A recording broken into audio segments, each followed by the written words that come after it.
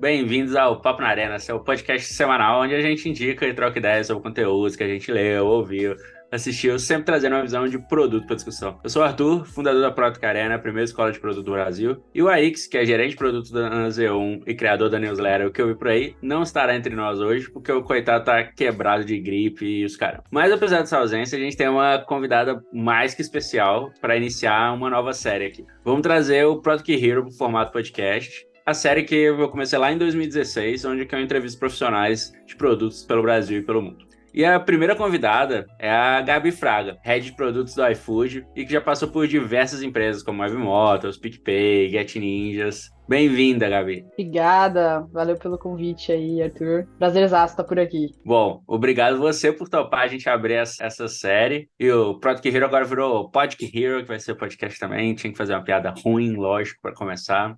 Então, você trabalhou com muita empresa diferente, com contextos bem complexos, diferentes, diversos tipos de estrutura e tudo mais.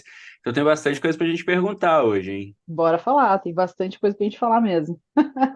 Muitos anos aí de história para contar. Boa, boa.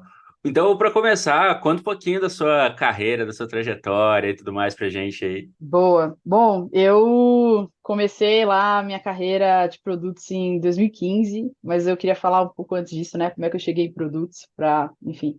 A gente sempre é empurrado para isso, né? Até a gente descobrir que a gente está fazendo isso. Foi um pouco do que aconteceu comigo. Então, antes de 2015, eu sempre trabalhei com negócios e, enfim, sempre ligado à parte comercial e tudo mais. Trabalhei em empresas como Coca-Cola, e algumas outras empresas mais voltadas para telecom, assim. Até que em 2015 eu caí numa startup, que era o Get Ninjas.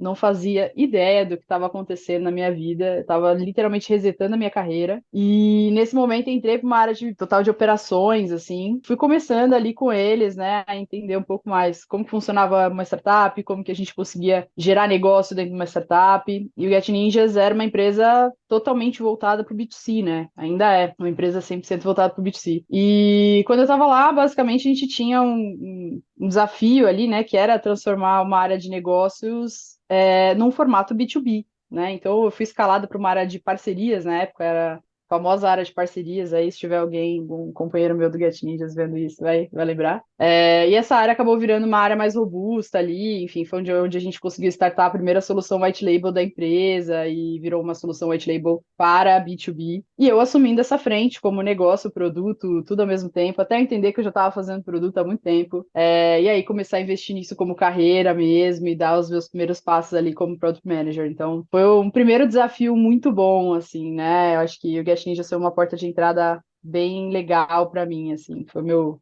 primeiro passo. Depois disso, cara, eu saí do Get Ninjas, entrei na Web Motors já com desafio ainda para o B2B, assim, então gostei mesmo de trabalhar para os PJs, né, e fui investir nisso. E na Web Motors eu tive desafios bem robustos, assim, né, então trabalhei com três soluções que são as três principais, né, ali deles, né, então trabalhei desde do Cockpit, que é um hub de soluções PJ, então o Cockpit lançou comigo ali, a gente fez todas as viradas da madrugada ali, vou contar mais essas histórias para frente. Trabalhei com Mais Fidelidade, foi um produto até premiado e tudo mais lá, então foi super legal participar. E trabalhei com o gestor de estoque, que era o integrador ali com, enfim, inclusive outros players, né, OLX, Mercado Livre e tudo mais, todos conectavam ali com o gestor de estoque. Desafios muito bons. Saí de lá, depois fui para o PicPay, PicPay já assumindo uma frente mais de account check, assim, né? Segurança do usuário, assim, mais umas frentes assim. Passei por isso, fui para o empréstimo, do empréstimo entre amigos ali, né? Que era o P2P Lending, que a gente chamava.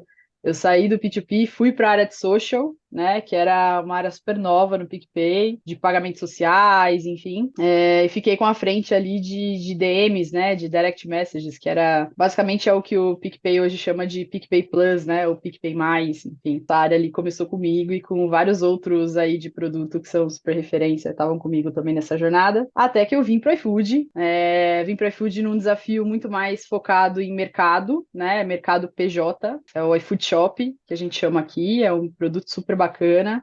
Entrei nessa frente para construir o time de produto, para a gente conseguir guinar ali esse produto para um rumo mais interessante no viés de negócio. Conseguimos isso. E aí eu vim trabalhar com o Joca, inclusive, né? Saudoso Joca aí, amigo do Arthur, que era meu diretor na época. E o Joca cuidava da frente de food delivery, me convidou para vir para cá. E é aqui que eu estou hoje, no core do negócio do iFood, bem no olho do furacão mesmo. Muito bom. Inclusive, o Joca, vou ter que chamar ele aqui, porque, bom, a gente já entrevistou ele no Product Hero quando era só texto, mas já tem uns 2, 3 episódios aqui que a gente sempre manda um salve para ele aqui. Então, mais um salve pro Joca aí. Só pro É, Joca. pois é, muito bom, muito bom. Bom, como você falou, né, começou em produto quando tudo era mato, nem sabia que o produto não era fancy como, né, tipo, hoje.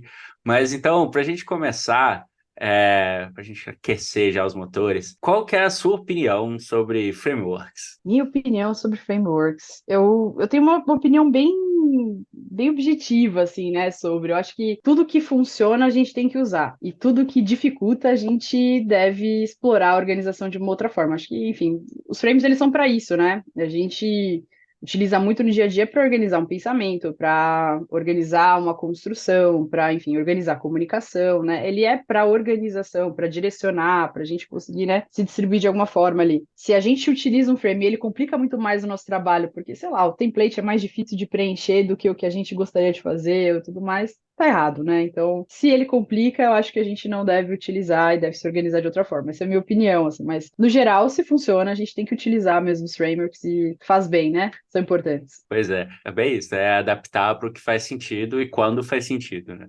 Exato. Muito bom. Enfim, você também começou, como a gente falou, a trabalhar com tudo era mato e já liderou um monte de gente, já passou por um monte de posição de liderança e tudo mais. Como você enxerga a diferença, as maiores diferenças dos profissionais que entraram ou querem entrar na área de produto mais recentemente, assim, você também dá mentoria, né, e tudo mais. Então, o que que você vê de diferente, baseado de quando você começou a trabalhar com produto e nem sabia que era produto, mas ao longo da sua carreira, o que que você vê de diferente versus os profissionais que estão buscando entrar ou que entraram mais recentemente? Boa, ótima pergunta. Eu acho que antigamente, assim, né, quando eu comecei em produto e até antes, né, isso há 8 anos atrás, eu tô falando, né, tô me sentindo velha aqui, né?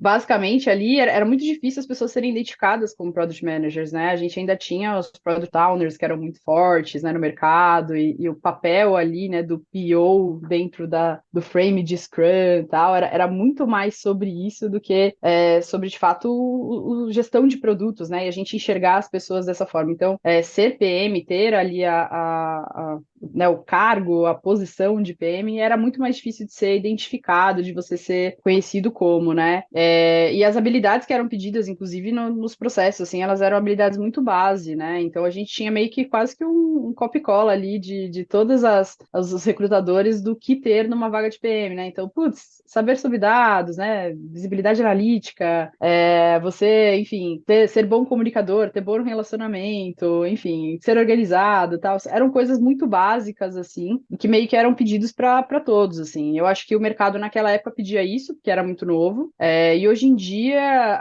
a gente pede coisas muito diferentes, né? Então, a própria posição de produto ela foi expandida muito, né? Então, antes era muito focado em times, squads ali voltadas para tech, hoje em dia, cara, você tem até frentes que são non-tech, digamos assim, né? Que expandiram e viraram tech depois, com o marketing e tudo mais. E você começa a ver a cadeira de produto sendo expandida, entrando para marketing, entrando para PMs mais técnicos, entrando para, enfim, outras frentes que não era imaginada lá atrás, e aí pedem um pouco mais de especialidade, né? Então, aqueles copy-cola, né, que eu falei agora dos recrutadores já não funcionam mais, né? A gente precisa ter, enfim, especificações maiores de background, assim, né? As pessoas precisam entregar um pouco mais em relação a isso. Então, acho que ficou mais difícil entrar numa posição, assim, de PM, de fato, que seja um pouco mais estruturada, mas, ao mesmo tempo, é um mercado que está mais amplo, né? E aí, eu acho que esse crescimento do mercado, ele tem a parte boa e a parte ruim, né? Ele tem a parte boa de, puta, a gente acabou abrindo muito e muita gente boa de várias outras formações acabaram entrando, que eu acho incrível, assim, a gente acaba tendo uma diversidade, inclusive, conhecimentos de cultura e tudo dentro da área que geram inovação, e eu acho que é importante, né? Eu já conheci PM geólogo, inclusive, assim, que é incrível. E, puta, fazia super sentido pro contexto que cuidava. Mas, ao mesmo tempo, eu acho que muita gente começou a migrar para cá, até por, enfim, questões de dificuldade econômica que a gente tem hoje no país e nas áreas, justamente visando muito a grana, assim, né? E eu acho que é um pouco do problema que a gente tem hoje, né? Eu falo muito para os meus mentorados, assim, cara, você tá entrando para produto pensando só na grana, tá entrando errado, porque vai te exigir muito mais que isso, né? A gente tem que ser muito mais resiliente, muito mais focado, enfim, muito mais profissional às vezes do que se parece quando você lê ali uma descrição de vaga no LinkedIn, né? Então, não é só sobre isso. Essa também é uma frase que eu falo muito com as pessoas que eu mentoro e que ou me procuram para, cara, quero migrar para produto e tal, e não sei o quê. Falo, olha, cuidado com o que você deseja. Exato. Que, que não é só. Definitivamente tem a parte boa, lógico, né? A gente Sim, fica feliz, mas nem é só isso. Então, como você falou, né? Uma das coisas que eu sempre comento é, cara, você precisa ser resiliente, você precisa, em alguns momentos, você precisa, putz, mesmo vai aceitar o top-down lá e é isso aí. São coisas que, no final das contas, acontecem, né? Vão estar no nosso dia a dia. Lógico que isso não pode ser toda hora, né? Mas que vão fazer parte do nosso dia. Então, tem que com tem uma frase do Dan Olsen que é muito boa, que é com grandes tem o complexo do Homem-Aranha, né? Que é com grandes poderes, grandes responsabilidades, e produto é com grandes responsabilidades, vai zero poder. E exatamente. é uma parada E que saber lidar com isso, né?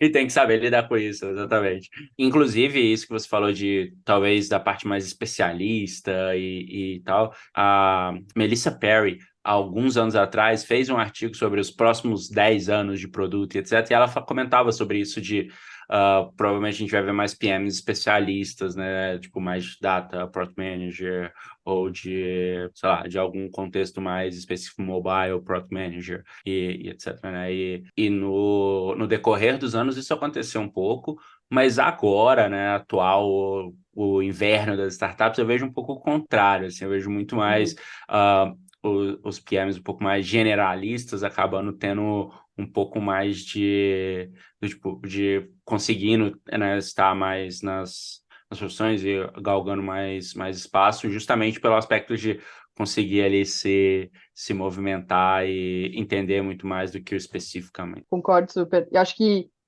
até quando a gente fala dos especialistas ali, né, muito mais, acho que o mercado olhava muito mais para pontos específicos que queriam atuar, né, principalmente naquela parte mais de digitalização que a gente estava, que era, putz, eu quero algo não tech aqui sendo digitalizado, então eu entrava nisso. E eu acho que agora a gente tem um nível de senioridade diferente, né? O PM ele precisa entender sobre vários contextos e ser mais generalista, como você disse. Concordo super. E esse ponto que você comentou sobre precisar estar mais em mais ambientes, mais, né, tipo, entender mais coisas, mais contextos e etc., é uma parada que a gente vê cada vez mais frequente, né? Assim, se há anos atrás, quando a gente falava, pô, vamos entender ali sobre o BP, vamos aqui falar sobre a parte financeira, análise de impacto, etc., que para mim, pelo menos, é uma parada que eu já faço há bastante tempo, mas que antes era, nossa, coisa chata isso.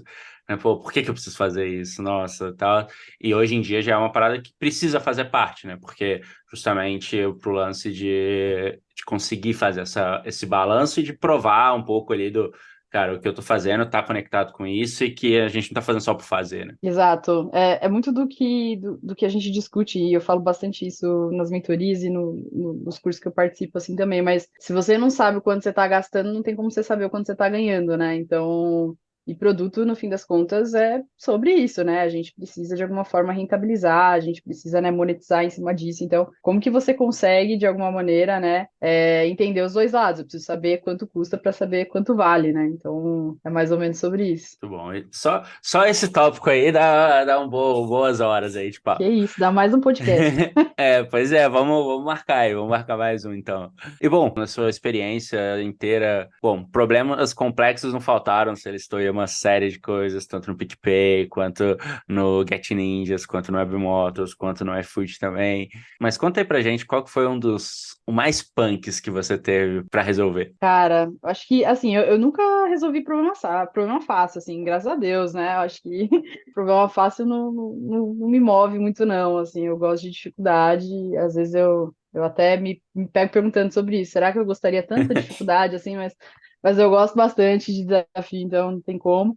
Mas acho que talvez um que me marca muito, assim, foi na Web Motors, né? A gente tinha ali um desafio muito grande de começar a centralizar, né, as ferramentas ali, né, que a gente entregava para os parceiros PJ, e era um público completamente desafiador, assim, né? Então você imagina, putz, eram os lojistas ali, vendedores de carros, os caras estão, putz, muito no offline, assim, da galera que vai na loja e compra todo dia, e é tudo muito rápido, às vezes eles não têm tempo de.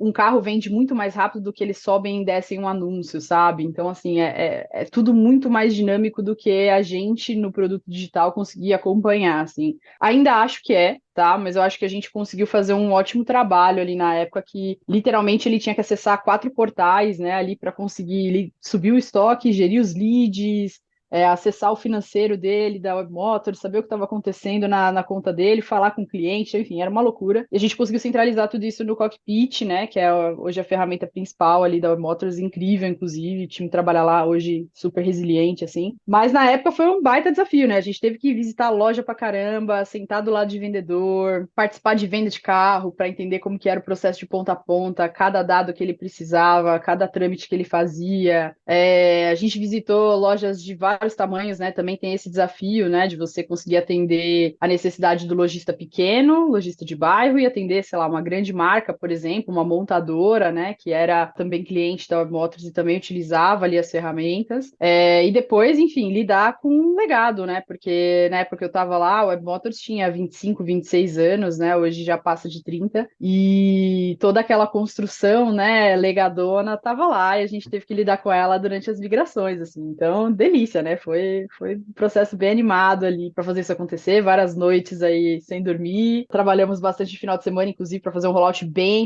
faseado, assim, foi bem, a gente, bem modo Google mesmo, assim, da galera trabalhar comendo pizza e foi mais ou menos isso. Dias divertidos. Mas eu acho que esse foi o maior desafio, assim, né, de pegar um público muito offline, pouco digitalizado, fazer eles entenderem uma ferramenta que centralizava tudo e que eles conseguiriam resolver tudo por ali, testar tudo demais, né? Então foi um desafio grande e conseguir mudar um pouco esse hábito, né? Que é o hábito que eles tinham antigamente, começarem a olhar de uma outra forma ali para o que eles faziam. Então, foi divertido. Legal. Você comentou sobre esse. Eu lembro também quando eu trabalhei na Instacarro, e, cara, a gente tinha um problema muito similar, assim. E essa parte de ir conhecer os lojistas, né, os donos das concessionárias e tudo mais, foi um negócio que mudou muito o como a gente construiu o produto, né? Foi fundamental para a gente descobrir. Uma das coisas que a gente descobriu, por exemplo, na época, quando a gente começou a ir nas concessionárias, e bom, né, falando de 2018, 2017, 2018, que o pessoal usava nas concessionárias que a gente visitava, sempre tinha um celular Android jogado na mesa, assim. Gente, mas, né, por que esse celular Android tá aí? E a galera comentava, falava, pô, o dono da concessionária falava, cara, eu podia estar comprando muito mais carro e tudo mais se eu tivesse. Só que vocês fizeram um aplicativo só para Android, não tem para iOS. E os donos das concessionárias todos tinham iOS. E aí eu falei, cara, eu podia estar comprando mais, mas se vocês não têm, eu compro o celular e deixo lá na loja e tal. E, cara, a gente voltou rapidão assim, falou, putz, vamos rapidão. A gente foi e fez a versão do iOS bem MVP zona e tal, mas só isso já aumentou as vendas. E muito nesse aspecto, né? Se a gente não tivesse ido lá e tudo mais, e tem muito, e principalmente quando é um público diferente, ou um público, né, de um contexto muito complexo, Uhum. o normal não se adapta, né? Por exemplo, o Brasil, 90% dos usuários são Android, taraná, mas para o público, e principalmente para o nosso público, e aí é o quão importante é isso, né? Para o nosso público não fazia sentido, o iOS fazia mais sentido. Mas essa foi uma das coisas que a gente descobriu também. Depois, e esse negócio, principalmente que a gente fazia naquela venda de carro usado ali mais rápido e tudo mais, em menos tempo, não era ou pouco como a Web Motors.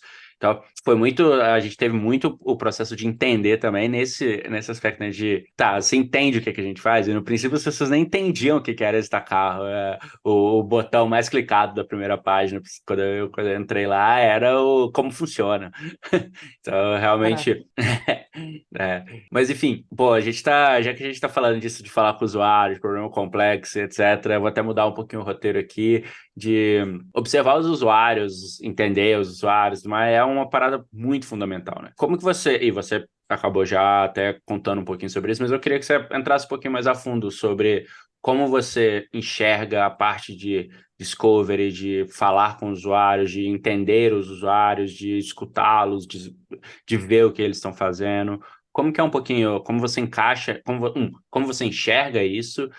Dois, como você consegue encaixar isso no seu dia a dia, principalmente em problemas complexos, né, e tudo mais, e acho que é isso. Boa. Cara, eu acho que, enfim, Discovery faz parte do nosso dia a dia, assim, né? Eu acho que, ao mesmo tempo que é tudo muito bom, muito importante a gente fazer dentro disso, a gente tem que saber usar, né? Como qualquer ferramenta, como qualquer parte do nosso trabalho, eu acho que a gente tem que saber usar, assim. Acho que quando o Discovery é bem feito, a gente consegue, de fato, coletar insumos que, né, ajudam na construção do produto e tudo mais, e a gente consegue passar esse valor, principalmente para quem está esperando esse produto acontecer, né? Os nossos stakeholders, nossos usuários e tudo mais, a coisa faz sentido, sabe? Eu acho que não faz muito sentido quando o Discovery, na verdade, ele atrapalha o nosso processo, né? Então, quando a gente perde mais tempo na descoberta do que na construção, quando a gente descobre, às vezes, tão devagar, né, que a gente até perde o timing de um lançamento, ou enfim, ou de um concorrente, inclusive, né? A gente está, às vezes, numa descoberta muito mais rápida ali. Eu acho que se a gente perde um pouco desse pace, a gente acaba se atrapalhando no processo. Mas acho que o nosso maior desafio é, de fato, fazer,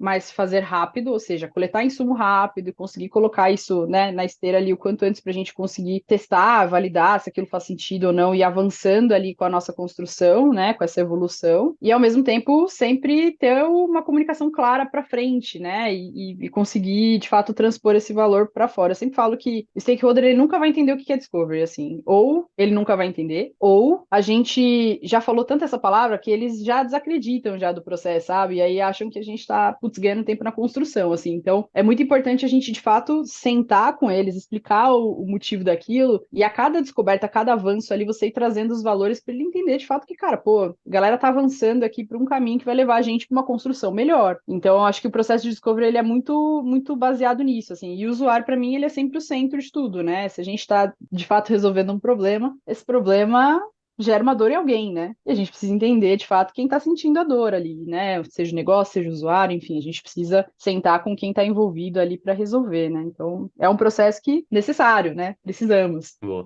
Eu gostei da parte que você falou de não precisa ser demorado, né? E realmente essa é uma Exato. das coisas que eu sempre falo com meus times ou nos lugares que eu dou consultoria de, cara, é possível, independente do produto, é possível testar de uma forma muito rápida e muito prática. Claro, com todos os, vai ter momentos que pô, vai ser um pouco mais difícil, vai ter momentos que talvez você não vai precisar tanto e tudo mais, não vai conseguir fazer tanto, porque também tem isso, né? O timing, como você já comentou, é importante manter o pacing ali, etc.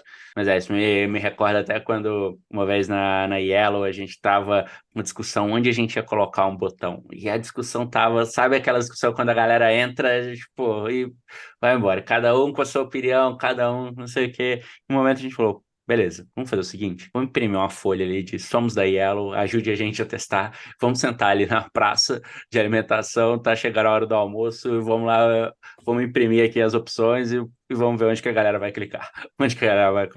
E a gente fez isso em, sei lá, meia tarde, sabe? E deu trocentos insumos pra gente. E com certeza a gente ficasse discutindo ali, falando um monte, putz, não ia, né? Então, é isso, né? Às vezes pode parecer tão simples e tão. É o básico brilhante, né? Inclusive é o nome da minha newsletter, justamente por isso que às vezes tão básico a gente acaba deixando pra lá. Exato. Eu acho que às vezes a gente. É um pouco do que o nosso mercado criou, assim, né? E faz parte. Por isso que eu falei, a gente, assim como os frameworks, né? Tudo é muito bom, gente, mas saiba usar e usar com moderação e o que é necessário para você, o que funciona, sabe? Então, se você pegar um processo de discovery e fizer ele muito longo, ele pode ser o processo, cara, do cara mais influente do mundo em produtos. Se você fizer errado, vai dar ruim, sabe? Então, assim, saiba usar, né? Eu acho que é um pouco disso, assim. Muito bom. E bom, já que a gente falou do problema mais treta que você teve para resolver, qual que foi o que você mais se orgulha, assim, que foi o mais maneiro, tipo, te deu muito tesão mesmo, assim, para resolver? Boa.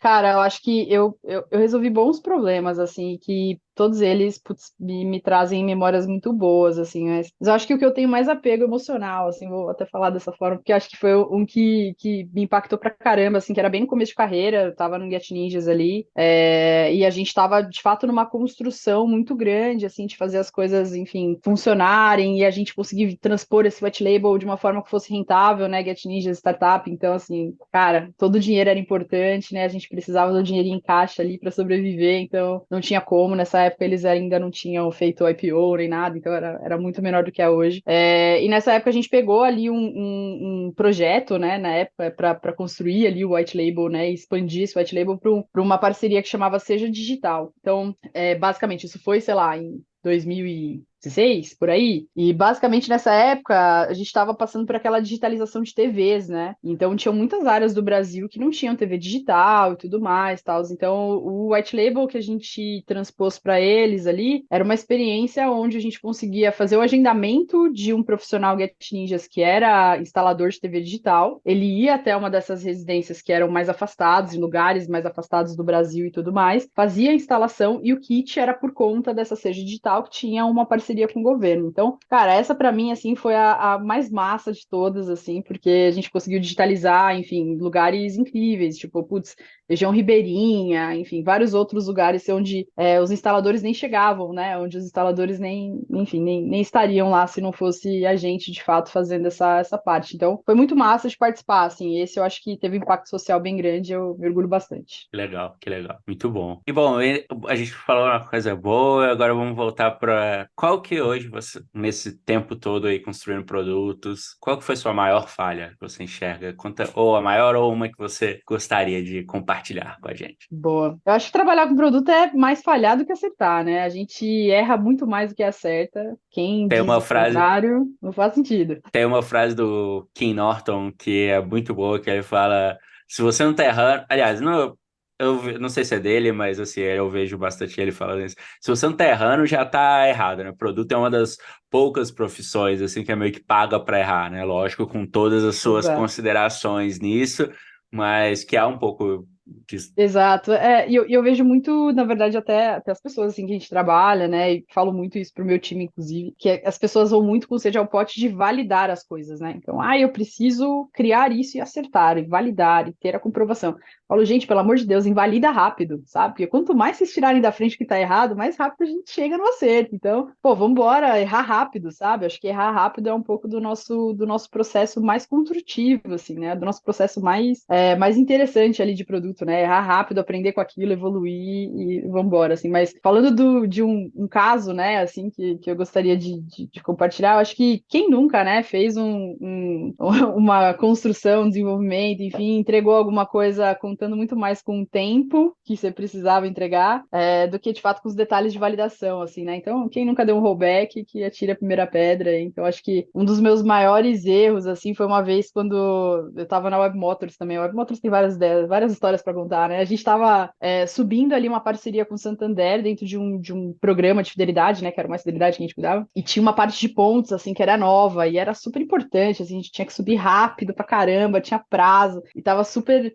vinculado ali a uma série de stakeholders, inclusive da financeira na época e tudo mais. E a hora que a gente subiu, o cálculo de pontos não tava certo porque a gente não tinha validado tão bem em Q&A ali. E aí, nossa, foi uma loucura. A gente teve que subir, dar um rollback na sequência e depois, puta, ficar numa fila ali para fazer um novo deploy, foi uma doideira. Mas deu tudo certo, eu acho que esse foi o mais impactante, porque a gente podia ter queimado a largada se a gente não fosse tão rápido ali de fazer o rollback. Podia ter queimado a largada e queimado o programa, né, inclusive. E foi por uma falta de requisitos de validação, assim, né, e eu era PM na época, então, erro todo meu aí, o time sabe, eu, na época, enfim, pedi desculpa pra galera, eu falei, puta, faltou uma linha aqui na história e essa linha fez a diferença. Então, enfim, são coisas que a gente precisa validar com cuidado, principalmente quando envolvem, enfim, cálculo e tudo mais, é sempre cuidadoso, né? É.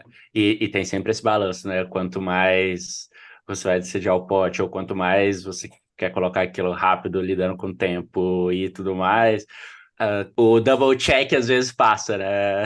Total. Nossa, hoje em dia, aí foi aprendizado, né? Hoje em dia, assim, não importa, se a gente tem que validar 3 vezes, vamos validar, né? Mas tem que subir certo. Então, o importante é isso, senão a gente queima o nosso trabalho. É, muito bom. E bom, já faz anos que você também lidera pessoas, né? Lidera produtos e tudo mais. E como que foi para você essa mudança de contribuidor individual, né, de IC, para um cargo de liderança? Boa. Cara, eu lidero pessoas, na verdade, desde muito nova, assim, né? Acho que meu primeiro cargo de liderança, ele foi, sei lá, com 19, 20 anos, assim, a primeira posição que eu atuei como liderança.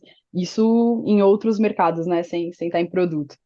Aí, enfim, minha primeira posição de liderança em produto foi, sei lá, 2019, por aí, 2020. E, cara, assim, eu sempre gostei muito de liderar pessoas, né? Sempre estudei muito sobre isso, sempre tive muito perto disso, enfim, sempre foi algo que me chamou muita atenção, assim. Mas é muito diferente, eu acho que principalmente para quem faz produto, e eu falo muito isso para os meus diretos, inclusive, assim, que são acho que as pessoas que mais escutam eu falar isso. É muito diferente quando você é PM, que você lidera o seu produto, então, pô, você tá ali construindo, dando a direção e tal, você é a frente de comunicação e tal. E quando você sai dessa cadeira, você vai para uma cadeira, por exemplo, de GPM, né, ou de head, que é ainda pior o spam, né, você precisa ser a pessoa que direciona. Então, você não é a pessoa que está colocando a mão na massa do produto, né, você é a pessoa que está dando, de fato, a direção daquele produto, está dizendo para onde aquele produto vai. E é muito mais difícil, né, principalmente para quem tem um perfil muito, executor e os líderes natos que a gente tem, principalmente que vem muito em produto, a galera quer colocar a mão na massa, né, então você entender que você não é mais a pessoa que está ali no dia a dia construindo, mas é a pessoa que tem que dar a direção, acho que é o maior desafio, assim, quando você troca de cadeira na posição de produto, sabe? De, cara, não sou mais eu que vou sentar ali e construir a história, mas eu preciso dizer para aquela pessoa como é que vai ser, cara. Então, enfim, é difícil, é complexo. Nessa mudança tem a parada que você fala, cara, eu sei, eu faria de tal jeito, mas você não pode falar pra pessoa, porque se você falar, tipo, pô, cara, eu acho que eu faria assim, a pessoa, caraca, vem um top-down, olha lá, já não tá deixando eu fazer o meu trabalho, etc. Exato.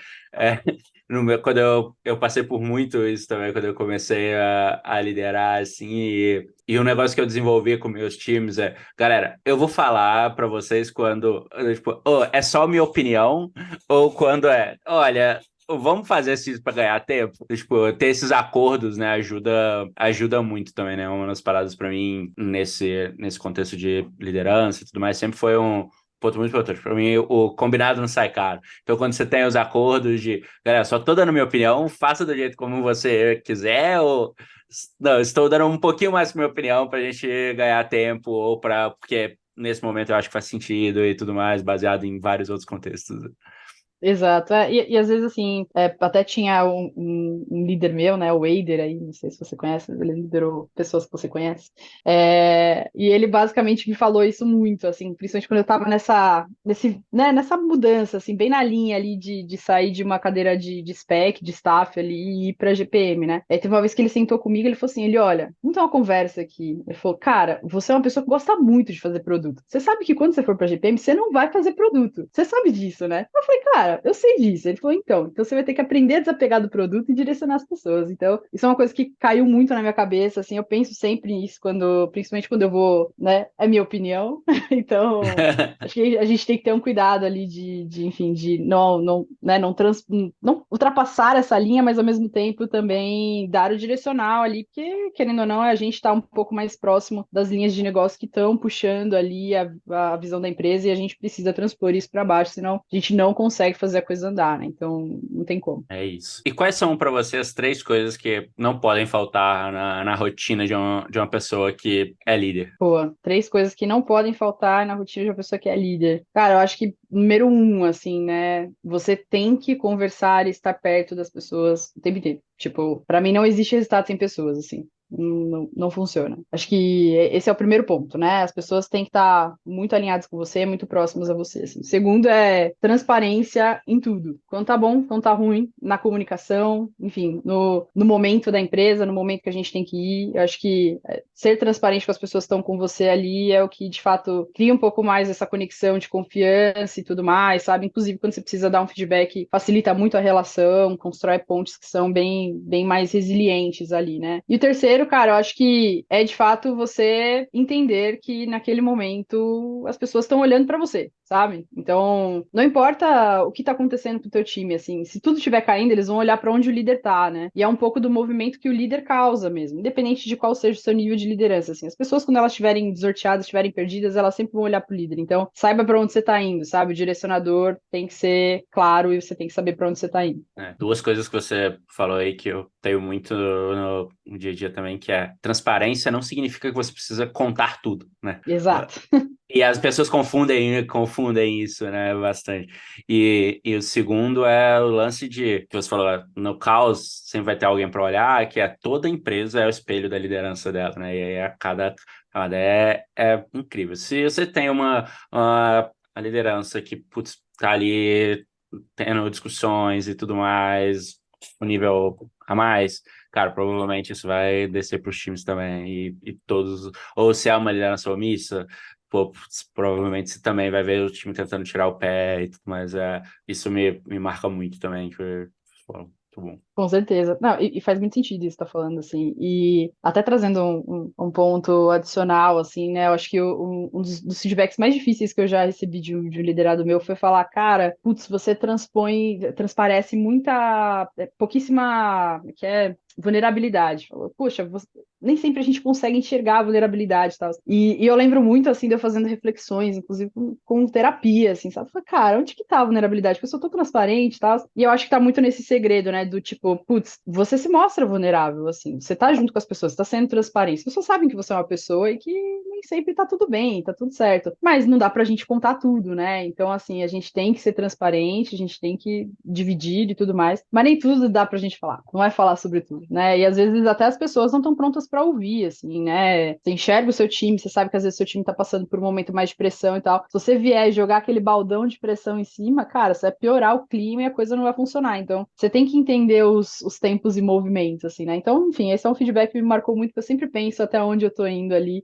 e o quanto as pessoas estão conseguindo me ler bem, assim, né? Bom. E também como líder, qual que foi a maior falha pisada na bola que você teve, assim? Boa, eu acho que, assim, somos pessoas, né? Então, eu acho que não tem como a gente não errar, assim. Eu acho que é muito comum a gente encontrar, inclusive, mais falhas do que acertos, né? Porque os seres humanos, eles são exigentes. A gente Né? exige muito de nós mesmos, né? Então, é muito comum isso, assim. Mas eu acho que a maior falha, assim, como líder, é, de fato... Puta, eu não consigo trazer um exemplo aqui, até para né, não ser desconfortável para ninguém, mas eu acho que a maior falha, inclusive, é você sentir que você não tá conseguindo, né, chegar nessa pessoa e que essa pessoa tá mais fechada para você, assim, acho que sempre quando a gente chega nesse ponto é onde torna a relação mais difícil, sabe? Tanto para você direcionar, quanto para você mostrar onde essa pessoa pode melhorar e tudo mais. Então, como líder, assim, para mim, eu acho que essa foi uma falha minha no passado, né, de ter um caso desse, e eu acho que hoje em dia eu sempre me pego muito nisso, assim, poxa, galera, vamos jogar limpo aqui, né, todo mundo ser muito aberto e tudo mais. Então, quando eu vejo que tá chegando nesse momento, eu sempre, pô, o que tá acontecendo? É uma coisa errada, vamos lá, tal. Então, e são pessoas, né? Foi o que eu falei, assim, acho que assim como nós, inclusive, né? Às vezes as coisas não estão bem, inclusive fora do trabalho, e a gente precisa saber lidar. Esse negócio de, puta, você entrou no trabalho, fechou a porta, acabou, os problemas estão lá fora, tudo bullshit, assim, eu não acredito nisso, nunca acreditei. A mesma pessoa que tá aqui é a pessoa que tá lá fora. Se você tá com dívida lá fora, você vai estar com dívida no trabalho, cara, que você vai estar pensando aqui em como você consegue resolver lá fora. Então, a gente precisa tomar muito cuidado, assim, ter muita empatia, e eu acho que esse é um exercício, assim, né? Eu acho que os meus primeiros passos de liderança me fizeram ter ali bons exercícios e aprendizados de exercitar a empatia e de ter uma escuta mais ativa, assim, né? Então, acho que esse é o principal ponto para mim. Muito bom.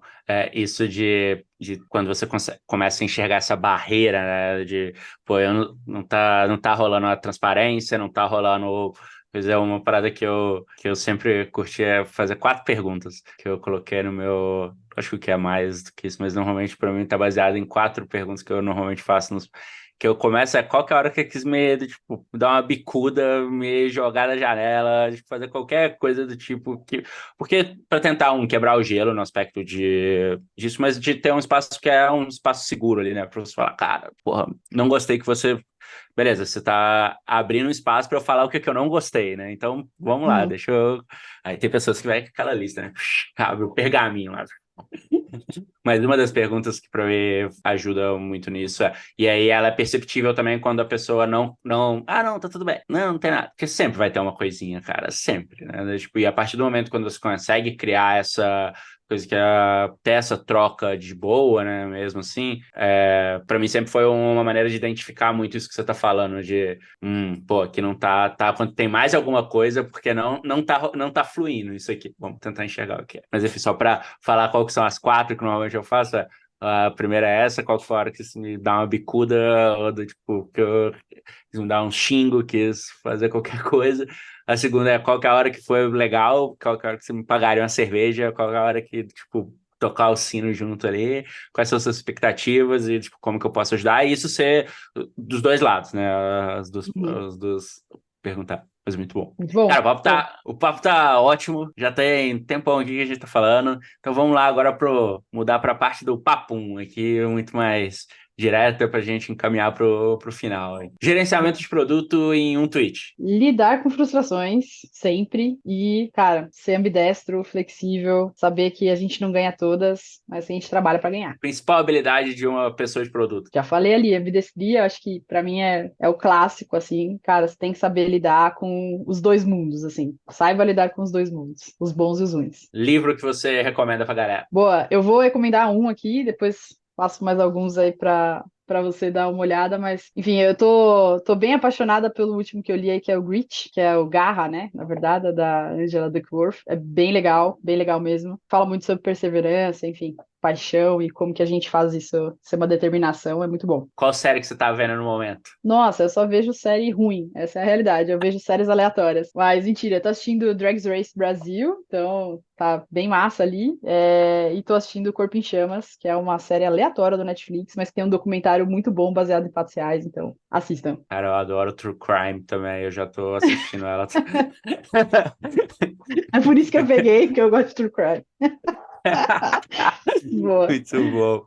Qual que é a sua música predileta? Boa. Música predileta, cara, eu gosto muito, muito, muito de Self-Care do Mac Miller. Assim, eu podia listar várias outras, mas acho que essa é uma que tem um cunho bem sentimental. Legal. Que coisa que você não abre mão na sua rotina? Tempo de qualidade, eu não abro mão. Tempo de qualidade com a minha família, os meus amigos. Cara, tem que ter equilíbrio, senão a gente surta. Seu produto predileto? Ah, eu sou dos clássicos, né? Enfim, eu gosto de produtos que criam hábito, e para mim o WhatsApp é o maior case disso. Boa. E suas considerações finais? Essa não precisa ser só no tweet, tá bom? Pode. Boa. Minhas considerações finais. Cara, assim, trabalhar com produtos nem sempre é um mar de rosas, mas de fato é muito, muito, muito interessante, muito legal quando você consegue construir algo que muda o negócio, que muda a vida do usuário, que, enfim, que de fato resolve um problema real, né? Gera impacto na ponta. Então, se você gosta mesmo de trabalhar com produto, foca nisso, expande as suas visões, assim, não vai só no basicão, não são só os cursos, os livros que vão te levar para isso, embora eles ajudem muito.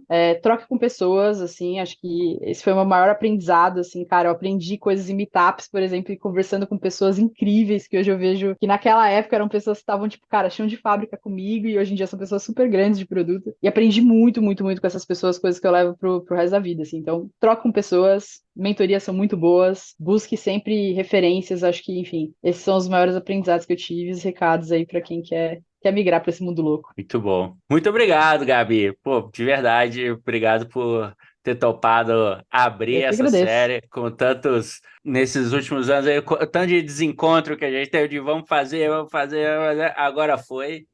E não poderia ser começar da melhor maneira o Product Hero aqui. Boa, muito obrigado pelo convite e, cara, espero que seja a primeira de muitas aí. Product Hero vai voar, vai continuar mudando aí muito as vidas dos nossos produtores aí, com certeza. Pô, tomara, tomara. Esse é o nosso grande objetivo, né? Fomentar as mentes pensantes aí a criarem produtos bons. Show de bola. Bom, galera, esse foi o primeiro episódio. Muito obrigado por você que está acompanhando a gente. E aqueles recadinhos no final. Curtam aí se vocês, né, dá lá o seu like, dá os 5 estrelas, compartilha com o coleguinha. Segue a gente nas redes, lembrando em todas elas aí, @ProductArena. E é isso. Até a próxima. Valeu!